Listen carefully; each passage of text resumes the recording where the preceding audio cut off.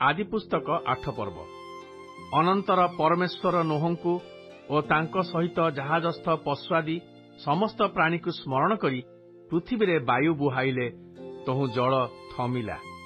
महासमुद्रर जलाकर और आकाशस्थ द्वार सकल रुद्ध हैला, पुणी आकाशरू वृष्टि निवृत्त हैला। तहिरे पृथ्वी जल बही जाई 150 दिनर शेषरे ह्रास हैला।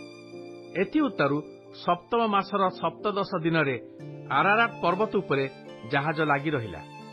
एही रूपे दशम मास पर्यंत जल क्रमशः उणा पड़िला।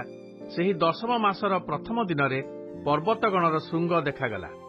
अनंतर आउ 40 दिन उतारे नोह स्वनिर्मित जहाजर झरका फिटाई गोटे डामराकाऊ को उड़ाई देले।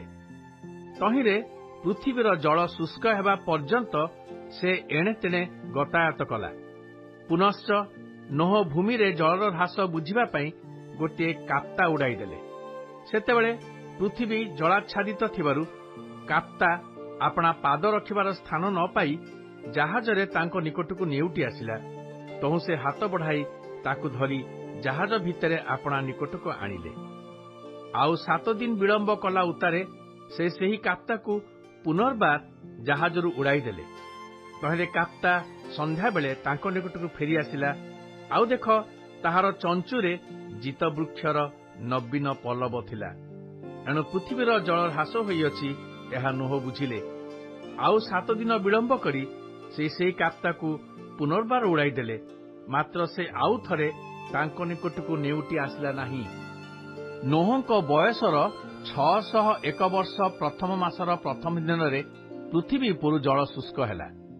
सेतेबेले नोह जहाजर छात उठाई अनान्ते भूमि को शुष्क देखिले। एही रूपे द्वितीय मासर 27 दिनरे पृथ्वी शुष्क हैला। अनंतर परमेश्वर नोहंकु कहिले, तुम्भे आपणा भार्या और पुत्रगण और पुत्र बधुगण को संगे घेनी जहाजरू बाहर होई जाओ। पुणी आपणा संगे थिबा पशु पक्षी और भूचर उरगामी आदि सबु जीवजंतु बाहर को घेनी जाओ। सेमाने पृथ्वी को परिपूर्ण करंतु। पुणी पृथ्वी रे प्रजावंत और बहुवंश हेउंतु। तहु नोह आपणा भार्या पुत्र और पुत्र बधुमान को संगर घेनी बाहर को आसिले। पुणी स्व स्व जाति अनुसारे प्रत्येक पशु प्रत्येक उरगामी जंतु और प्रत्येक पक्षी प्रभृति समस्त भूचर प्राणी जहाजरू बाहरी आसिले। अनंतर नोह सदाप्रभु को उद्देश्य रे यज्ञवेदी निर्माण कले। पुणी सर्वप्रकार सूची पशु और सूची पक्षीगण मध्यरु केतेक नेई वेदी उपरे होम बलि उत्सर्ग कले। तहिरे सदाप्रभु तहिर सुगंध आघ्राण करी मने मने कहिले, आम्भे मनुष्य हेतुरु आउ पृथ्वी को अभिशाप देबा नाही।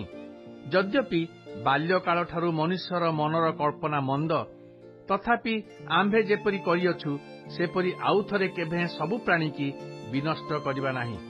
पुणी जे पर्यंत पृथ्वी थिबो से पर्यंत बुणा कटार समय, शीत और ग्रीष्म, पुणी ग्रीष्म और शीत काल, आ दिवस और रात्रि एई सबुर निवृत्ति हेबो नाही।